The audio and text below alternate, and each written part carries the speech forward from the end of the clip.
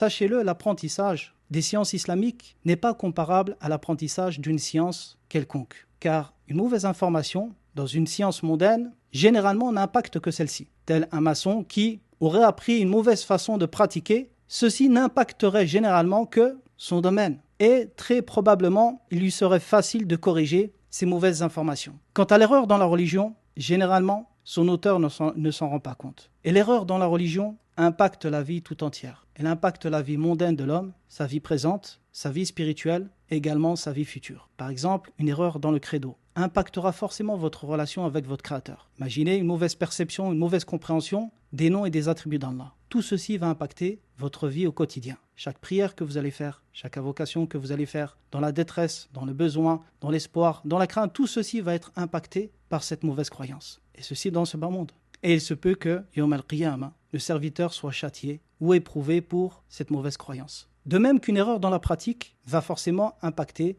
nos adorations, leur validité ou la pleine récompense de celle-ci, et peut-être, comme je le disais, Yawm al-Qiyamah, être châtié ou être éprouvé pour cela. Et c'est la raison pour laquelle le grand tabi'in Mohammed ibn Sirin, rahimahullah ta'ala, a dit une parole qui est immense et qui représente un fondement dans ce chapitre. Cette parole est « Cette science est une religion, regardez donc de qui vous prenez votre religion ». Pourquoi ? Car toutes les sciences islamiques reviennent nécessairement soit à la croyance, soit à la pratique. Et la religion tout entière revient à la croyance ou la pratique. Et de notre croyance et notre pratique dépend notre réussite auprès d'Allah ta'ala.